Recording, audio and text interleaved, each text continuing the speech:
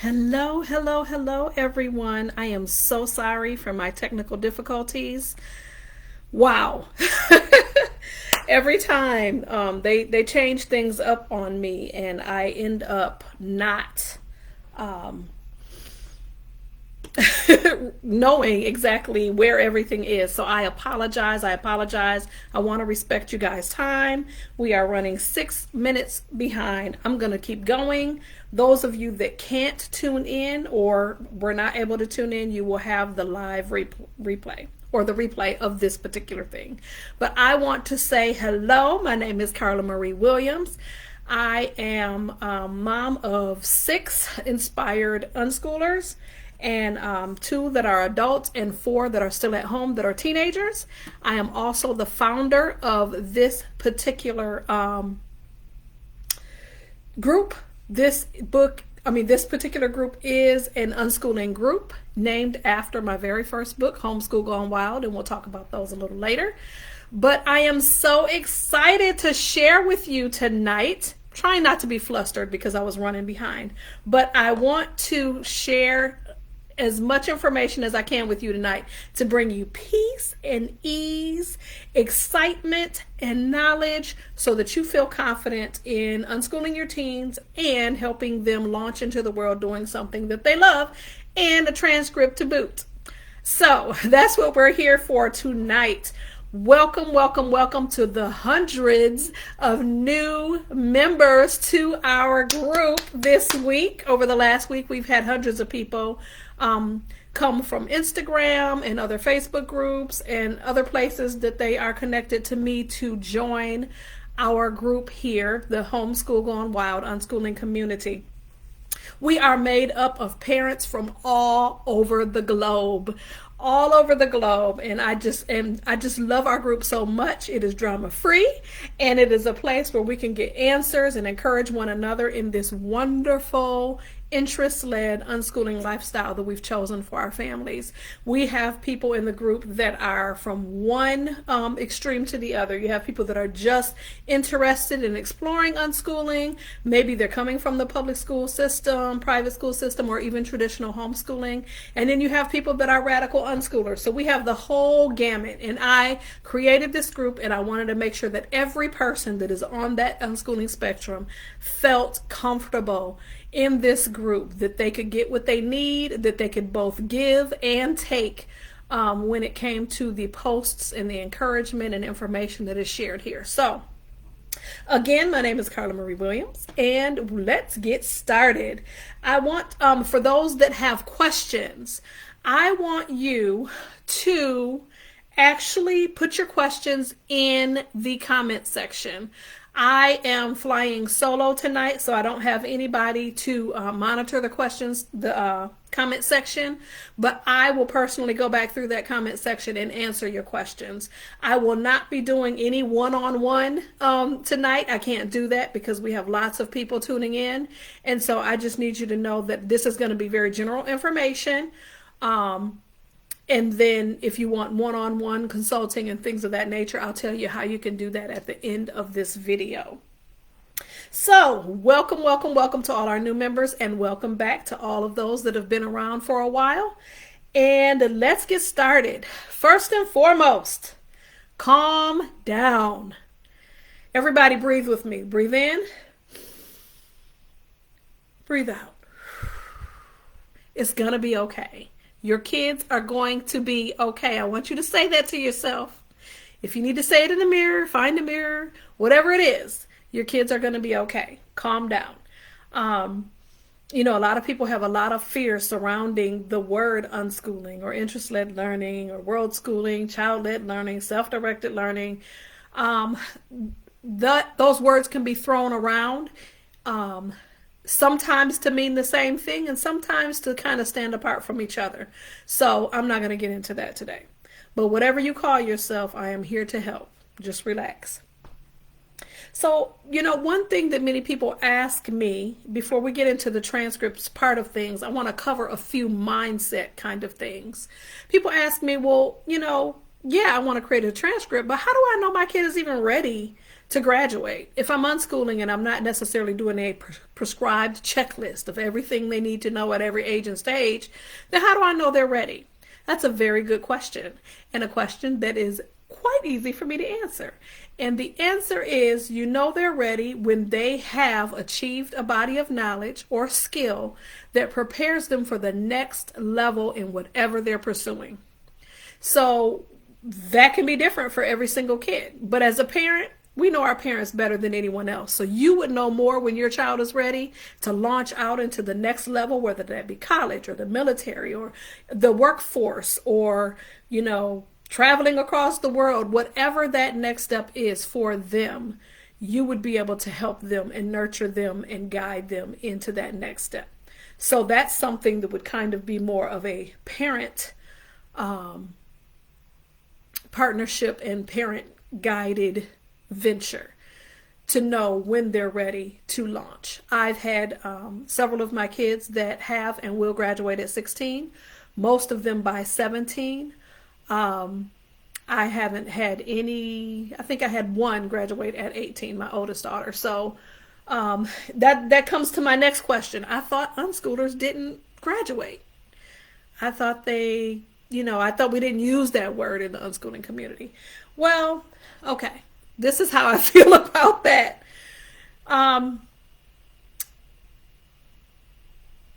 Learning never ends. Learning doesn't stop. It is always, always happening all day, every day, 365 days a year.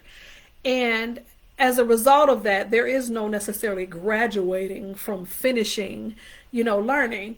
But there are stages of our lives where we are promoted, so to speak, or we launch into a new season.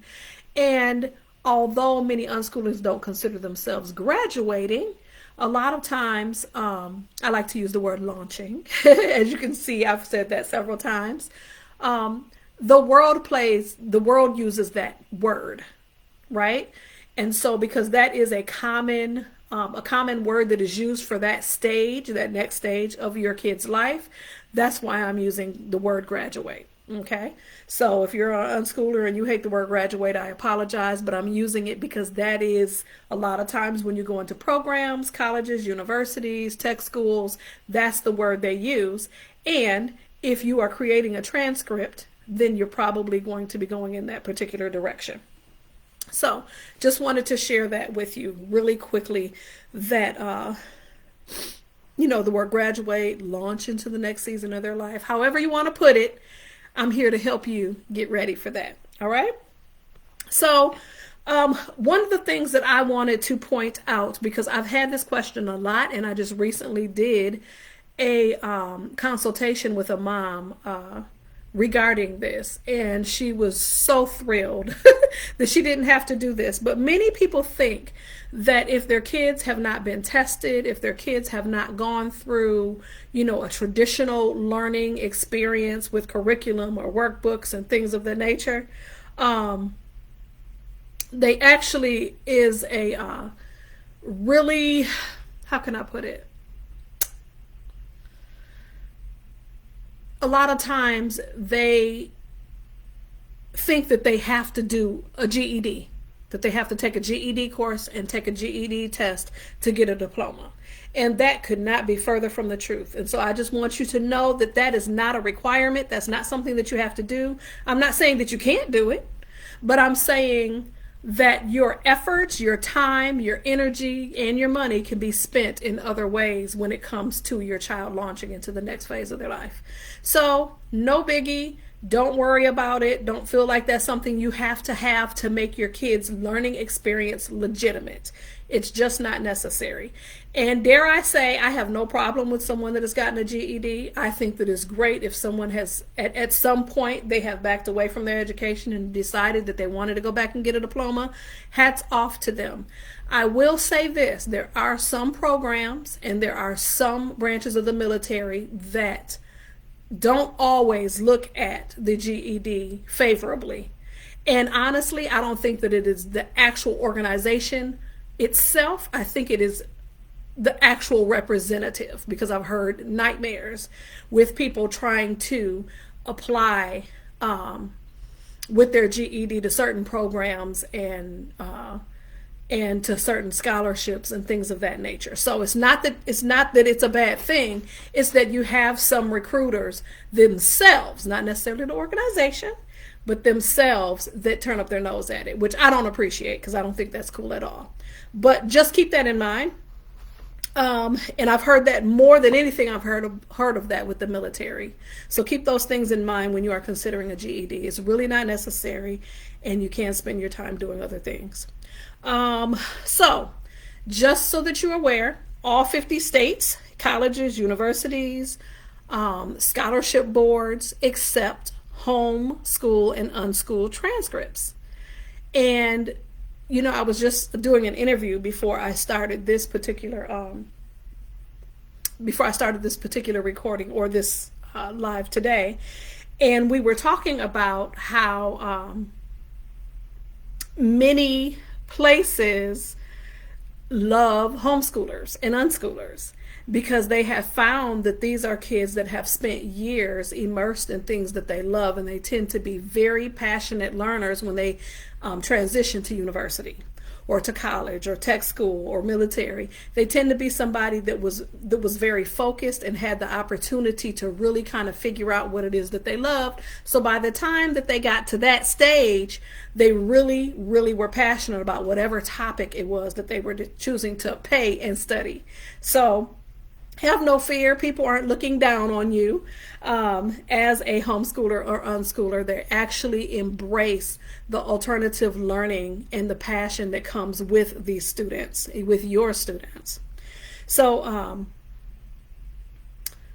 you can create a transcript that colleges want, that universities want. You can create a transcript that is acceptable to the military. I want to dispel that fear today so that you can be confident and know that you have the ability to do this. Now, I do offer services, and I'll talk more about that later, that help on a personal level with transcript creation. Today, this is just general, and you can take notes and create it and get as creative as you want to be. But we'll talk about the different ways in which you can do that. College isn't going anywhere. And there's one thing that burns my britches, so to speak, is that everyone assumes that that is the route for every kid. And there are so many routes. I talk about this in my book, Teens Unleashed. There's so many routes for our kids to take to accomplish their dreams. And it's important as parents, especially as unschooling parents, as we have decided to follow, this more interest-led path with our kids, that we recognize our kids are people they're their own person, and they have dreams and goals and desires to accomplish things. And that may not be a 4-year degree, or it may not be what you're envisioning, but that does not mean that they cannot be successful and that they can't follow their dreams. And so it's important that you know that college is only one option. And I'm not going to go, philosophize all about that. I'm just saying it's only one of multiple options for your kids. And you need to keep that in mind and make sure that we're not having our kids follow our dreams instead of their own, because that would be tragic, right? Many of us know people that have done that. So college isn't going anywhere. My own mother graduated from college when she was 58 years old. If they choose to go later on in life, that's okay too. They want to go right after high school, I got you. Let's talk about the transcript. So one of the things that's important to recognize, excuse me, when you notice, or how can I put it? One of the things that gave me confidence in this unschooling journey is my record keeping. And all unschoolers don't do this. But some people do. Many people do it in different ways. So some people have their kids keep track of their own learning. They take notes of the resources they use and the projects they complete and the activities they complete, things of that nature. Some people use a written journal. Doesn't have to be super high tech. Myself, I use Evernote, and I talk about that a lot. I won't go into it. but I use it to capture their pictures of everything that they do. Well, just about everything. I mean, obviously, I can't catch everything that they're learning all day, every day. It's 6 of them. But I use pictures and descriptions in the Evernote app. Some people use Google Docs. Other people use OneNote, which is similar to Evernote. However you choose to keep your learning records, that's going to give you more confidence in what is happening. And you may say, well, how do I know that they're learning? I don't know if they have what they need. I'm telling you, your kids are learning all day, every day. And one of the most important things is that you recognize how to train your eye to see where the learning is happening. And that takes time, especially if you haven't been doing this very long, or maybe you're tuned into this workshop to see if this is something that's feasible for you and your family to walk out. To boost your confidence in this.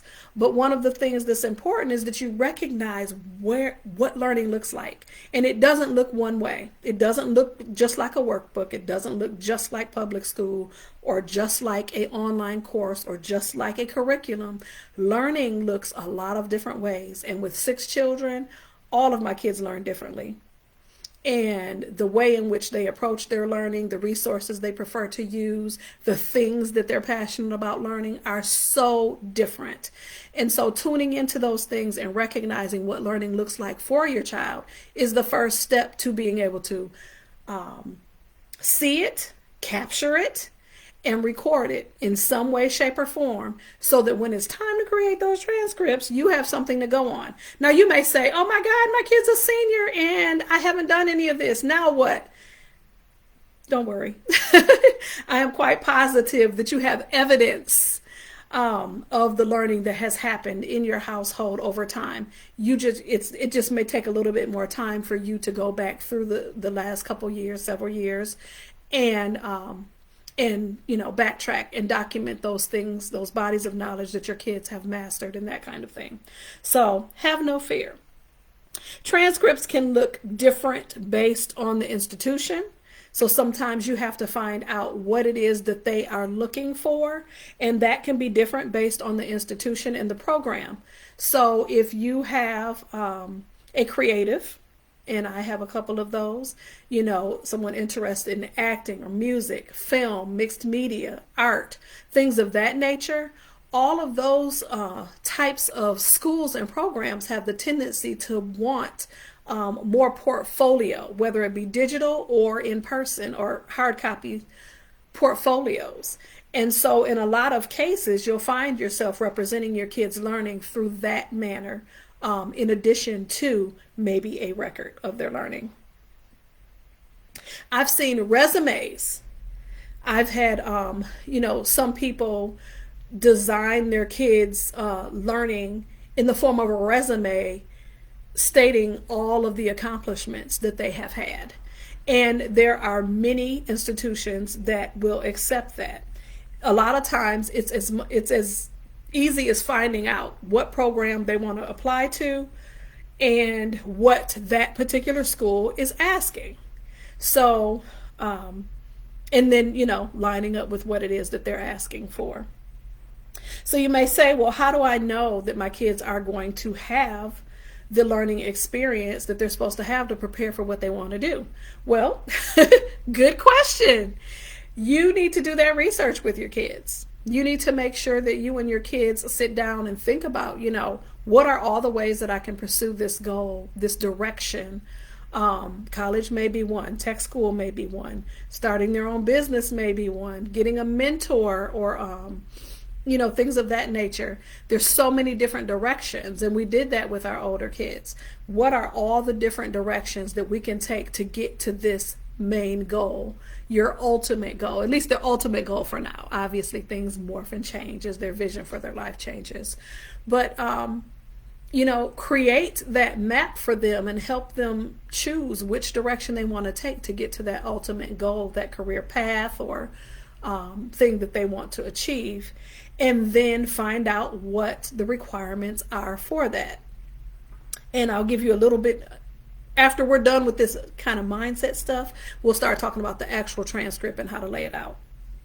So you will be able to find actual templates of transcripts online, and sometimes you can find them in resume form. You can find them in, portfolio hard copies. You might be able to even find examples on YouTube. Traditional. Now, we went with a traditional. Someone says, where do you find out what the institution is looking for? You look, well, depending upon what your child is looking to pursue, you would actually set up an appointment with an advisor, and the advisor will tell you exactly what the institution is looking for. And then you can be as creative within those boundaries that they give you as you like. Hopefully that answered the question, Valerie. So you can find templates online that will help you lay out your actual transcript. We have used a traditional transcript with a few tweaks for my kids because we have pursued interest-led learning or unschooling in a more non-traditional manner. We didn't do like 9th, 10th, 11th, 12th grade. My kids are always learning, and they're building upon what they've already learned. So they could be learning, like my oldest son learned 36 straight months, 3 calendar years of chemistry. How do you break that up into 4 semesters or 4 school years, right? So we chose not to do it by grade, but to do it by topic. What are all the things that they did and accomplished, projects they've done, that fall under that particular topic, the traditional topic that maybe a program recruiter is looking for. So hopefully that makes sense. So that's how we chose to do it. We didn't want to box them into semesters because I have children that have learned progressively a body of knowledge and a skill that they've mastered over a 4 or 5 year period. And so breaking that up into a semester would basically show that they only spent maybe 16 weeks doing it, when really they spent years mastering that skill. And I want to show that they spent years mastering that skill. So and believe it or not, this is interesting, but believe it or not, I have seen some unschoolers not use a transcript at all. You say. Yes, I was also speaking with another mom doing a consulting last week, and she has a preteen, early teen that is already in college for fashion design. And this young lady's fashions have been published several times, and she's brilliant at what she does. And she never needed a transcript because she presented her portfolio, they accepted her, and she's already taking college courses. If she decided to take further courses and get a 4-year degree, then she would use the transcripts from the community college or whatever online college that she is doing right now. So we'll talk more about that in a moment. So some people have never actually needed a transcript because what they pursued started maybe as a business, maybe it was a mentorship program. They were deeply immersed in that topic in some way, shape, or form that led to their opportunities in the career path that they're on, and may have even led them to college programs and things of that nature that did not require a transcript. I've seen all kinds of things. And so, you really can be creative as long as you know what it is that the college is looking for, or the program, tech school, art school, music school, whatever it is, the military. We've had our transcripts accepted, culinary art school, aviation, avionics school, flight school, all of these things. We've had our transcripts accepted. So, and the military. So what not to include before we start getting into the details?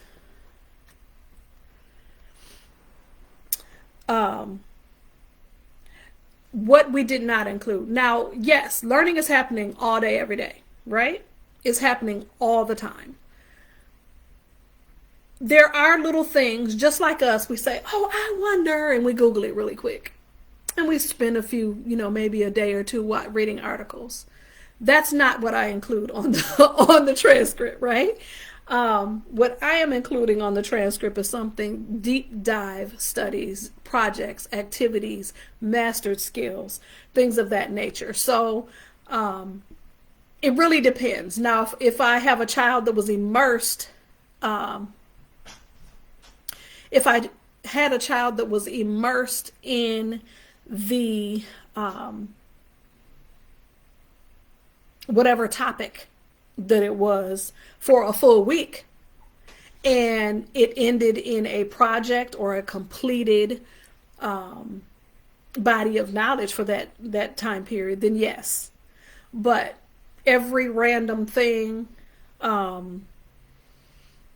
just kind of shallow pursuits, I don't include that. If they're, maybe shallow, just random stuff. No, that's not part of the transcript. But deep dive learning is. I'm going to come back to the questions, and I'm going to answer those individually because I want to stay on track so that I'm not holding you too long. Your transcript can include, pay close attention to this, because this is going to answer your question, Vanessa, I believe, when it comes to meeting requirements of your state requirements. And just so you know, if we have anybody from Pennsylvania or New York or anyone up there in that East Coast area that says, unschooling is impossible for us, these people are crazy. I have known unschoolers that have done it and have done it well in that part of the country as well. One in particular, and you might want to write this down, is unschoolrules.com. And she shows exactly how she did it in a high reg state. I think she lives in Pennsylvania. So that might be really helpful for those that feel that, things are a little scary in a high reg state. You don't want anybody knocking on the door. So check that out, unschoolrules.com, and I think that will give you a little piece for those that are in those high reg states. So what should it include, or what can it include? It can include traditional courses. It can include independent studies. It can include mastered bodies of knowledge and skills on any topic, life skills, hobbies, mentorships, jobs, projects. All of these things can be turned into transcript line items. So have no fear. One thing that I want to talk about also is conversations. I was having this discussion with someone the other day, and I said, you know what? When you're in college, I remember in college and in high school, the things that I remember the most, because I am a talker, so discussions stand out to me the most. The things I remember the most and the things that I remember learning came from the conversations that I had in high school and in college in those classes. And so for some reason, homeschoolers have just they don't count conversations as important as they should be when it comes to their kids' homeschool experience or unschool experience. We are having conversations all day, every day regarding the books we're reading, the movies we're watching, our value system, whether it be politics or whatever the situation is. These are conversations that are hearty. These are conversations that are real, that have depth, that cause us to research and ponder and even argue, if you will. These are things that need to be included. Conversations are a part of the learning experience, so do not discount that. I record when we have meaningful conversations that I feel both myself and my children have learned a new body of knowledge, new information that make us better or give us more information to pursue something that we're interested in. Do not discount those conversations. And how do you word that? Wording's very important on the transcript, and I'll talk about that in a minute. But you word it as discussions or case studies, things of that nature. So how do I turn unconventional learning into a transcript line item? Here we go. We're going to get into the nitty gritty now.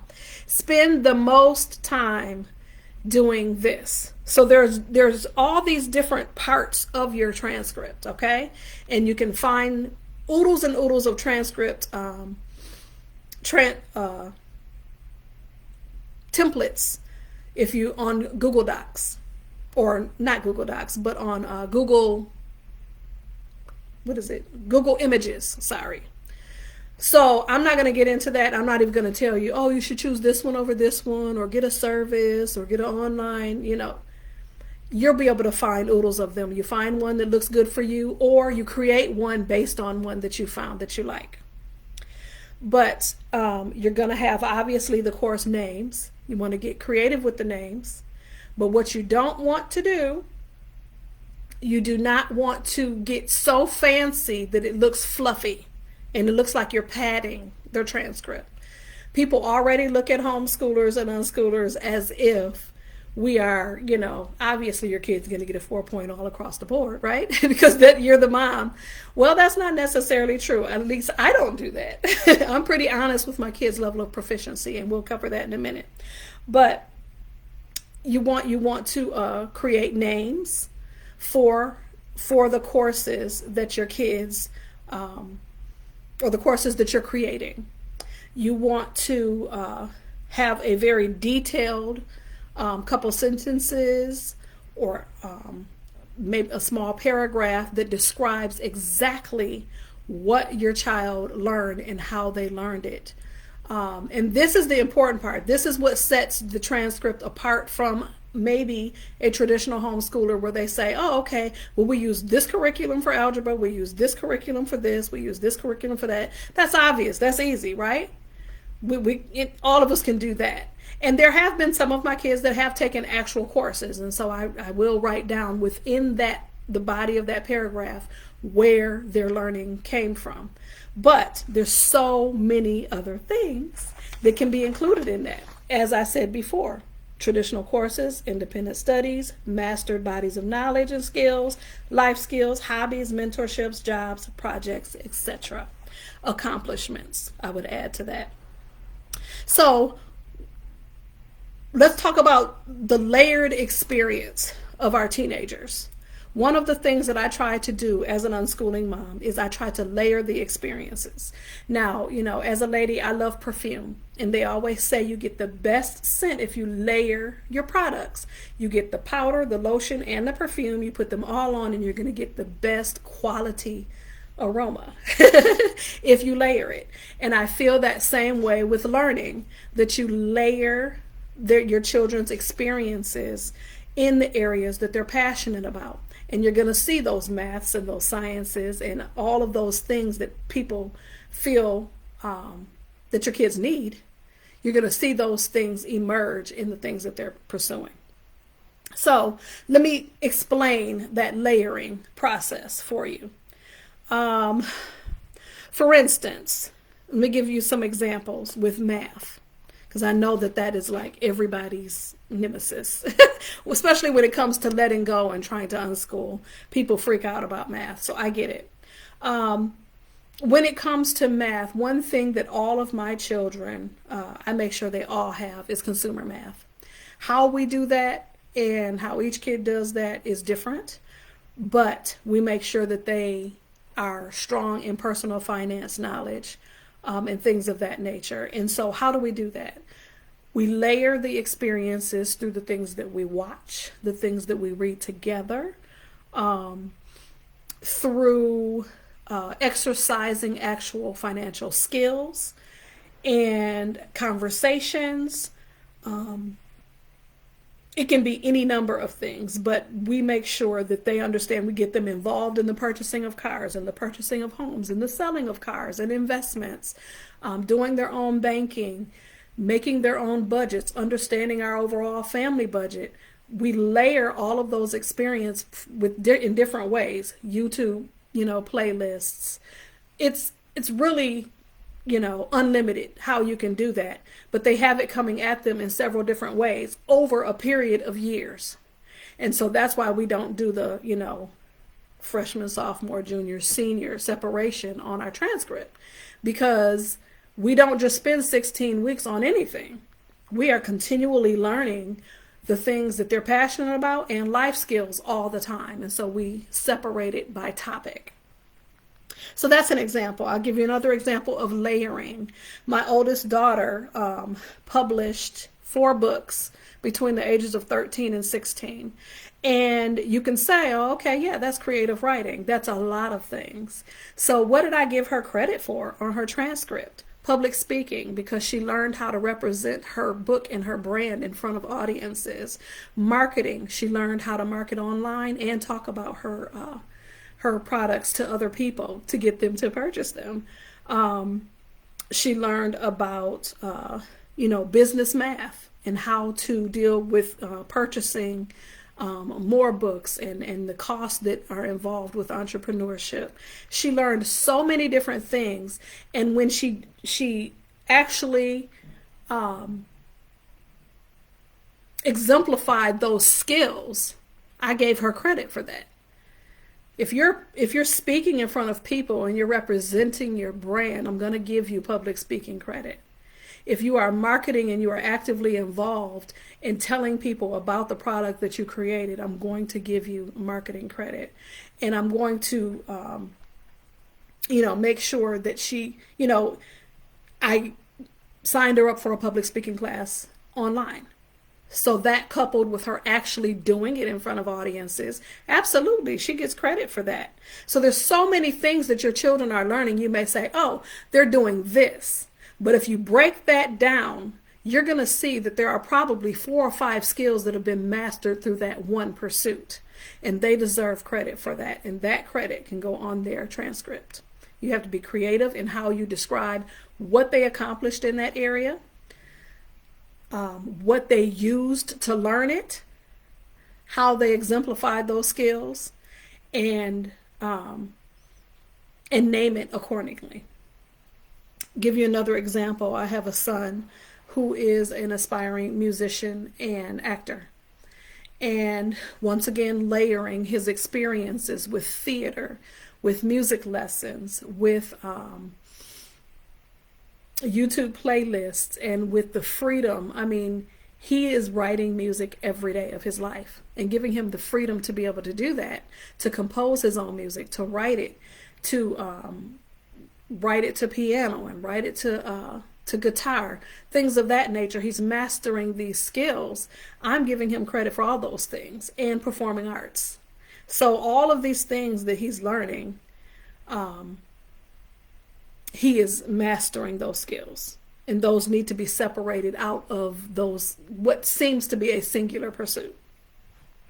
So history, geography, culture. Not one of my children have taken a history or geography or cultural studies course. One of my daughters took an anthropology course, and she loved that. But we layer those experiences in the things that we read together. Our read-alouds over a period of 7 or 8 years covered the span of the earth, in culture, in time period, in world history events, and things of that nature. And so history, world history, geography, and the study of cultures, that's 3 different courses that over a 7-year period, obviously, and then it gets more intense as they're teens, right? Because they understand more, and they can figure things out a little bit better, and when things happen and how they happen historically. That's 3 different topics that they've mastered from one activity or a group of activities, such as watching documentaries or historical movies, reading historical fiction books or biographies through what we would do our snack crate and our Universal Yums crates, where we would get snacks from a different country every single month, and we would learn about that country, about the culture, about the location, and the customs. And so layering all of those experiences was an enjoyable experience. It wasn't traditional, it wasn't out of a textbook, but it gave us three different distinct bodies of knowledge that we were able to put on their transcript: history, geography, and cultural studies. Gaming. Woo! I know a lot of you are like, woo, I want to hear about gaming. We had a question in this group not too many days ago about gaming and whether or not, they were asking whether or not other people gave their kids credit for gaming. Now, it depends for me. If your kid is just kind of, gaming once in a while, that's a thing. But if it becomes really intense and they become competitive in their training and they're competing in games, they're training other players, they're designing their own games, whether it be the coding or the actual graphic design, yeah, you need to pay attention to that, because gaming is a multi-billion-dollar industry. And there are countless career paths that our kids can take in that area. And that doesn't mean if you have a gamer that that's what they're going to pursue, but just know that it is no joke. And although, it gets a hard rap, your kids are learning a lot. And so if you have a kid that is more than just playing every once in a while, then you need to look into what it is that they're really learning and the skills that they're mastering. Because I definitely have a couple of my kids that I gave gaming technology credit to, because they are competing. They're doing competitive gaming, and they're training other people, and they're coding and doing all of those other kinds of things. So that's important to consider. Horticultural 101. I'm giving you these as examples, and I'm hoping that there are bells and whistles going off so that you recognize that your kids are doing things, and that one solitary pursuit is really mastering 3, 2, 3, 4, maybe 5 even actual skills. And if those skills have been nurtured and have been mastered, then they deserve credit for it. So you got to learn how to train your eye to look and see what's really happening, even though it seems like they're doing one thing. So Horticultural 101.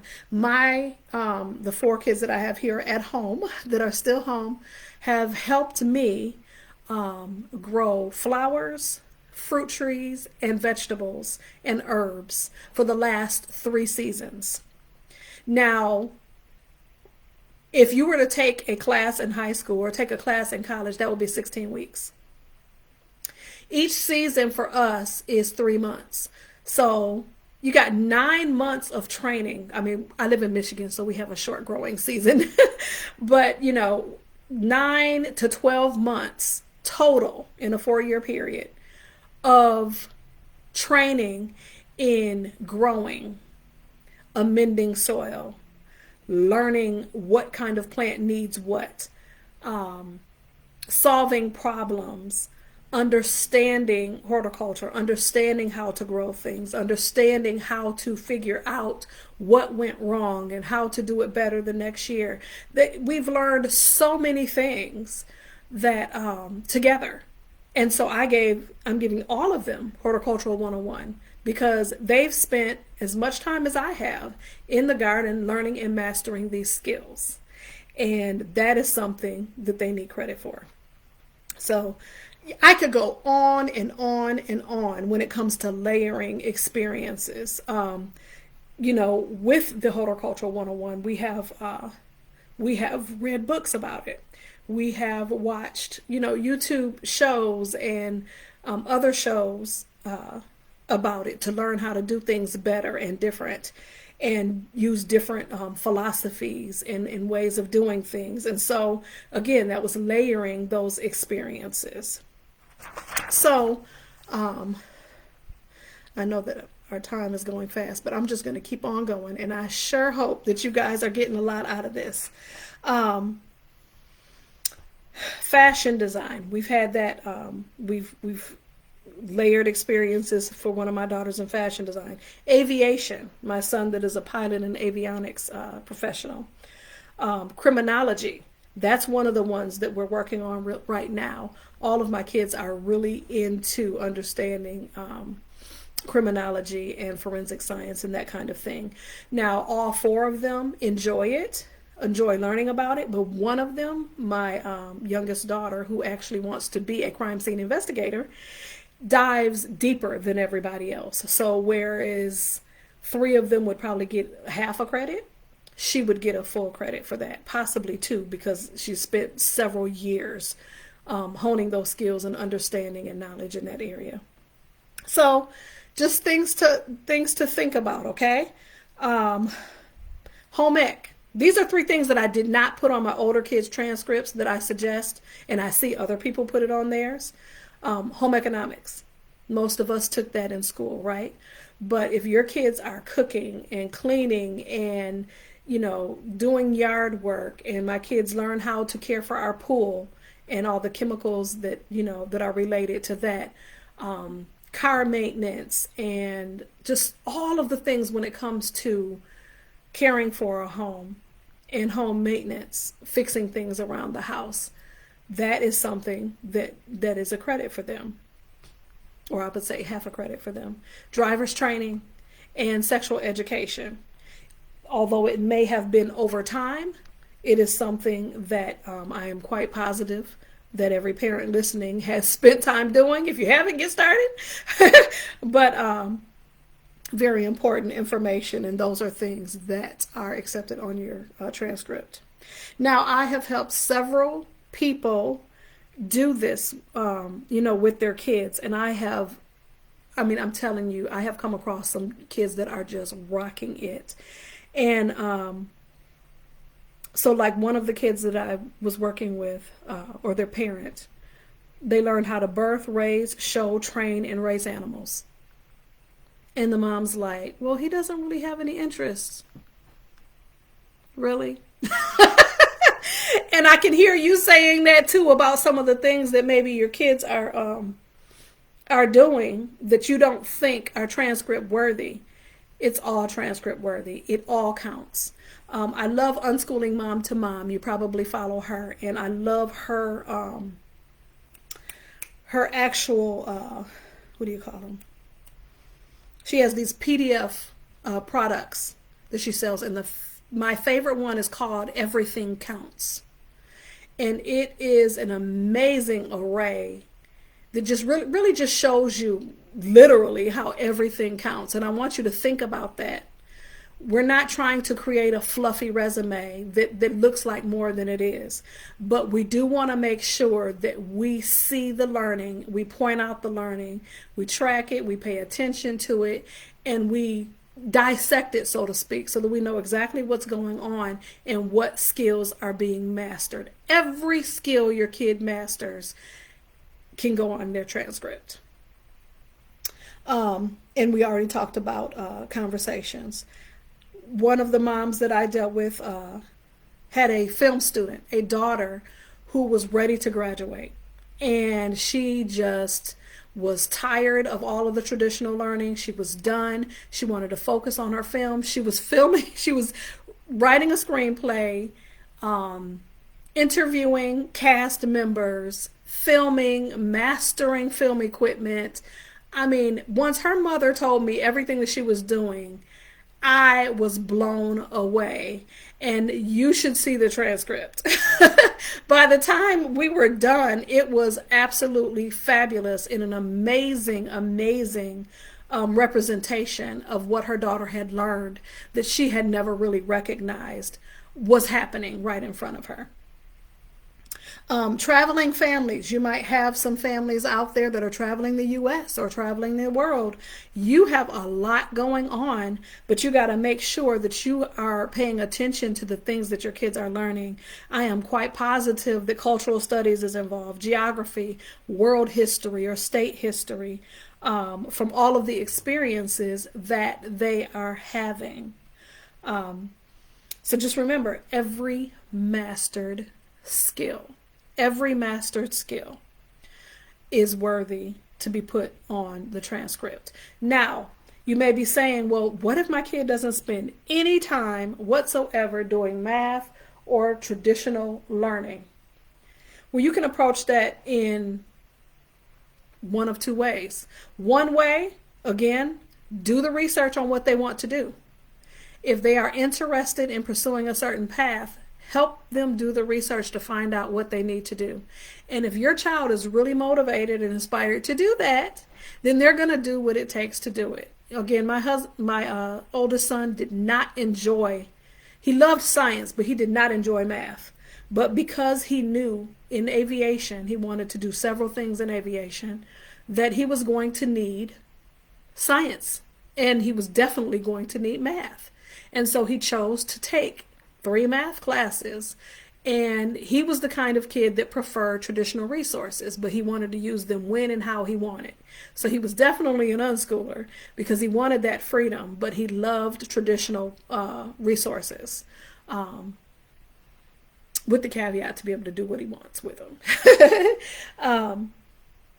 So that was something that we did for him. But you need to research with your kids or for your kids to help them see what that path requires. And you may say, my kids don't have an interest. First of all, that's not true. It's absolutely, positively not true. If they're alive and breathing, they have interest. Now, it is a possibility that they have not seen it, touched it, or experienced it yet. So therefore, your job is to expose them to new things consistently. And when they find the thing, you'll know it and they'll know it. So have no fear. It's there. And either they haven't seen it yet or experienced it, or they don't have what they need to pursue it. So that's where you come in. Or they don't feel confident in the resource that they have. Maybe they need a different kind of resource. So you have to tap into those kinds of things and ask more questions and observe so that your kids can master those bodies of knowledge that they're interested in. And as I said before, college will always be there. They don't have to go right after, when they turn 18. It's not a rule. It's not a requirement for success in life. They get to determine what their road is. And a lot of times, if they choose throughout their unschooling, years not to dive into traditional math or higher levels of math, then one thing that they can do is they can take those courses later on, if the path that they're pursuing later requires it. So there's always, just like adults and just like children, 5, 6, 7 years old, would seek the knowledge for what it is that they want. We do that as adults. Your kids can do that as well. So have no fear. Community colleges offer all kinds of courses that will catch you up really quick in those particular areas. And no, it doesn't take 12 years to learn all the math that you need to learn for whatever it is that you're pursuing. It simply doesn't. And so there are ways to go about doing that, and it doesn't have to always, everybody's path doesn't have to look the same way. So I hope that brings you confidence and peace, because we can't control their path, right? It's something that they have to want, and it's something that we as parents would partner with and guide them through. So if you choose a traditional transcript for the college path, then find out what credits are needed, how many credits are needed for your state, and then what you're working with. Honestly, my kids had more credits than our state required because of all the things, the things they've learned, skills they've mastered, and things of that nature. My oldest daughter, who loved writing, she actually, I think she had 5 creative writing courses, and she published 4 books. And okay, so that made her credit a little lopsided, but that's okay. It represented who she was and her passion. And so that was just fine for what it was that she wanted to do. If your kid has not spent time, we talked about that, doing those, some of those basics. And trust me, Even if they're not taking higher level math, they are using it in what it is that they are pursuing. So you don't have to be afraid of that, and there are ways for them to learn it, whether it's on YouTube, Khan Academy, community college. They can learn it when they feel the need to, that they need it for what they're pursuing. So you have to be okay with that, right? So we want to be very cognizant of our course names. You can get creative, but don't get fluffy. Don't make it seem like more than it is. Course credits. Obviously, if they, generally 120 hours spent on learning something would be a credit. 60 hours spent on learning something would be half a credit. That would depend upon, I would say, their proficiency level, on how long and how deep they've dived into that particular topic or that skill that is mastered. Now, what is a weighted GPA? A lot of you guys may be asking this. Now, this is if your student has taken AP classes or anything that is considered an advanced level, and that is usually only used for the traditional, math, English language arts, science, those level, or those traditional core classes. And so just like all of your classes would be judged on a 4-point scale, those would be judged on a 5-point scale. And that's how you would calculate your, have a weighted GPA, so to speak, or you would calculate those classes on a 5-point scale versus a 4-point scale, because they would be considered more important. And so again, this is something that you would want to talk to the program, the recruiter, the advisor of the university or college or program that you are applying to find out, do they want a weighted GPA. If your kid has not done any traditional courses like that or anything that is considered advanced or AP, then you would just calculate the GPA the way you would any other time, and that is, adding up that those grades. And you may say, I don't want to give my kids grades. Well, I haven't given my kids grades since never. I've never done that.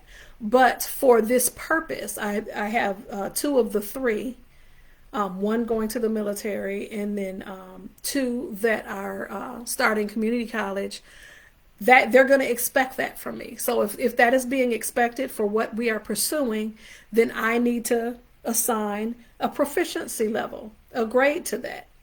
And I am not the mom that just gives a 4-point across the board.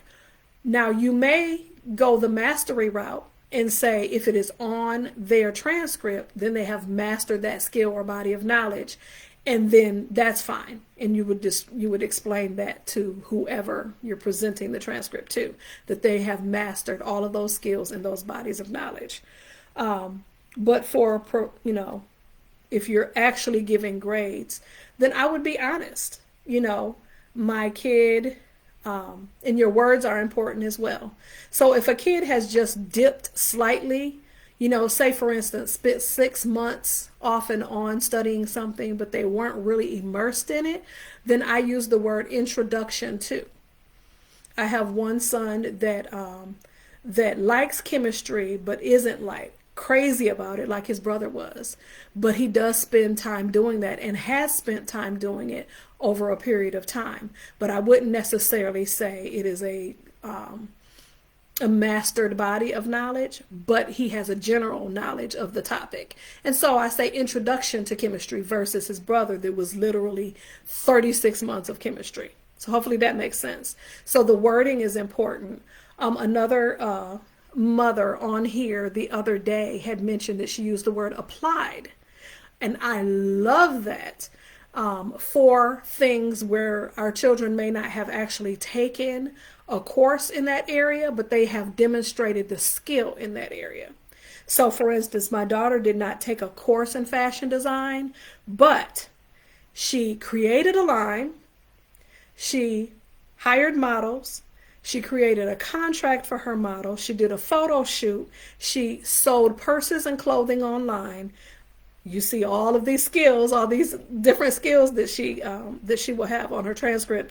But I titled that Applied Fashion Design because it wasn't just a class, an online course where she learned information or a curriculum.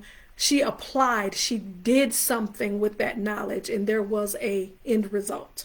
So using words like that will give recruiters and institutions an idea of what level of knowledge the kid has in that particular area. All right. So you're looking at 1 credit or half credit for the things that are, I would say, they haven't spent as much time on, but you want to give them credit for it because it is a body of knowledge mastered.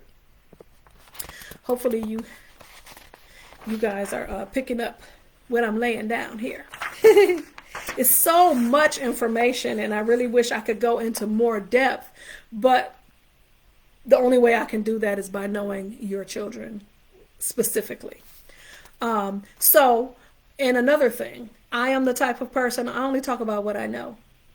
If I haven't experienced it or I'm not a master at it, you're not going to have me tooting my horn about it. I'm just not going to do it. And one of those things is scholarships.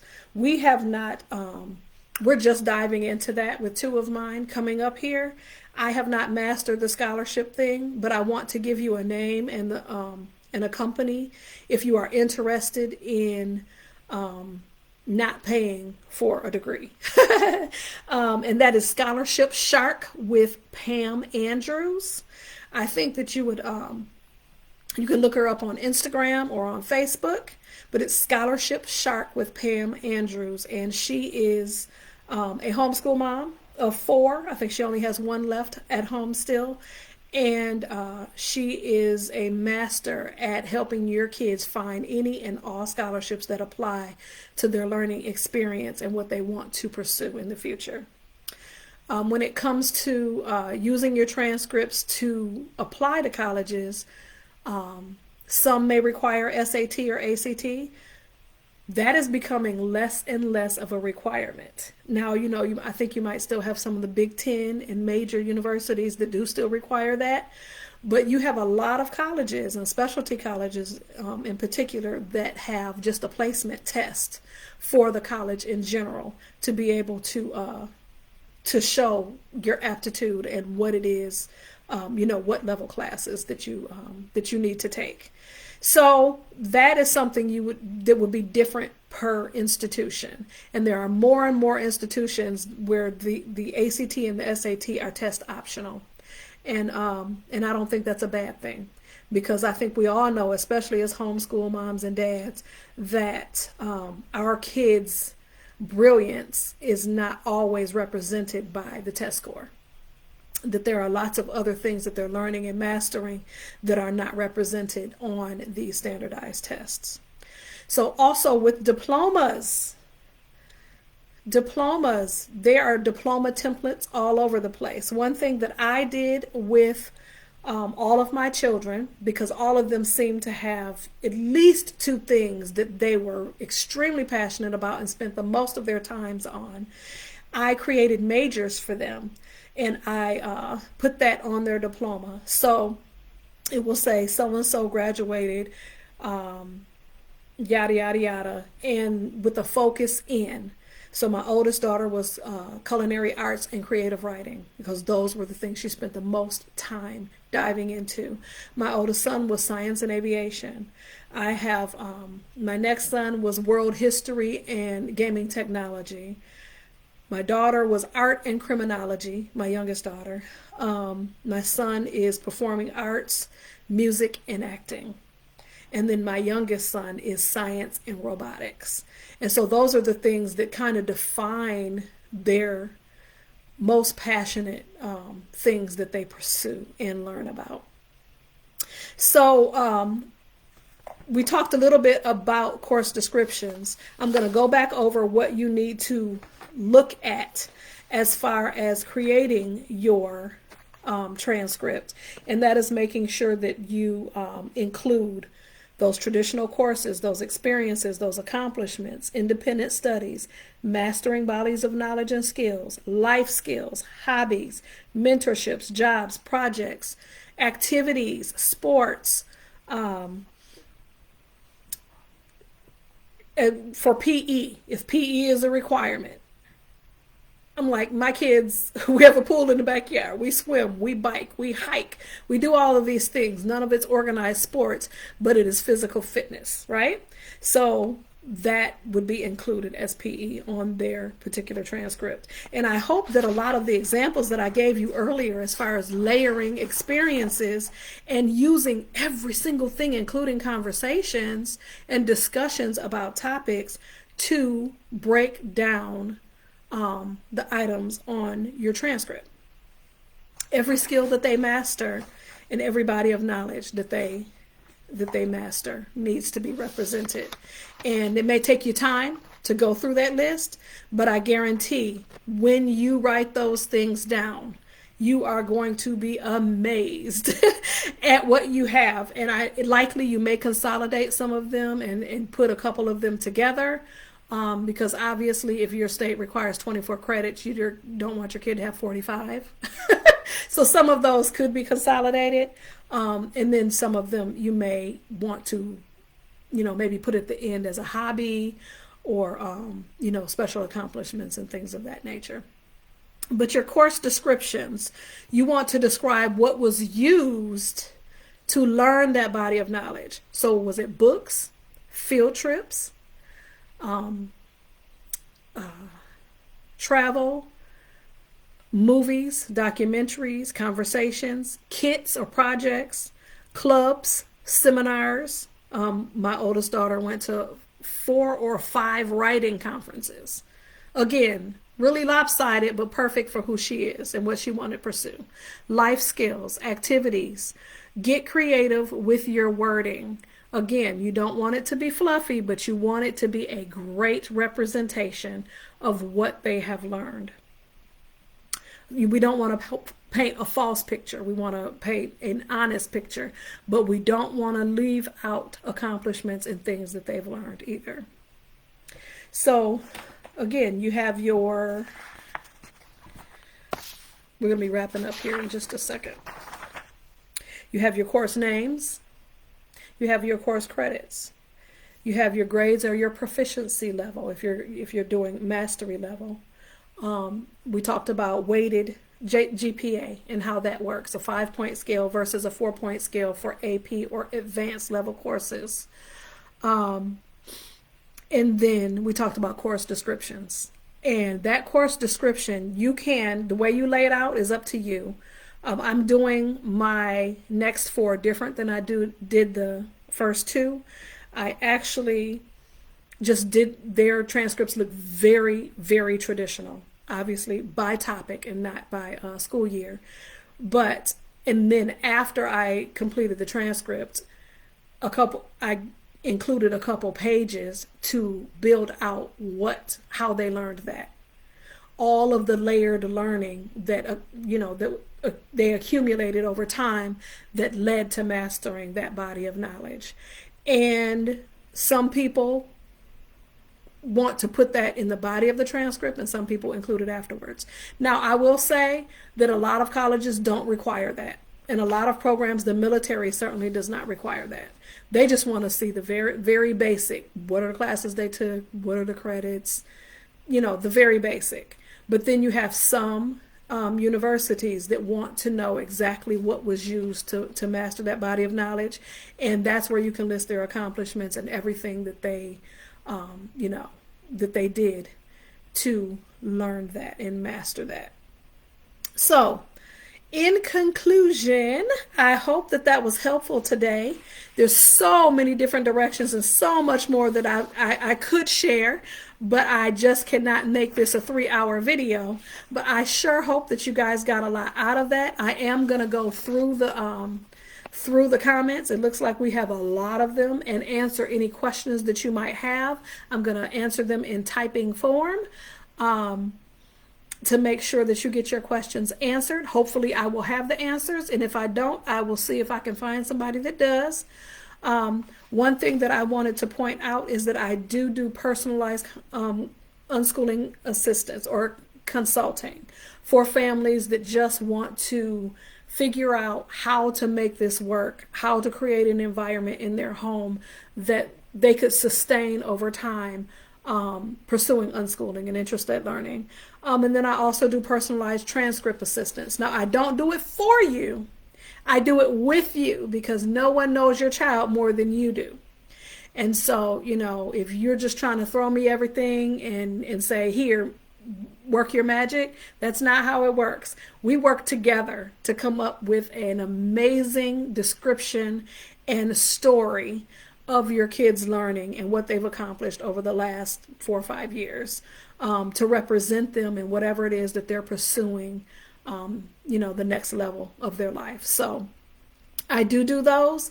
You can either DM me at, you know, Karla Marie Williams author page, or the Karla the Unschooling Mama page, or on my website at karlamariewilliams.com, and that's always Karla with a K.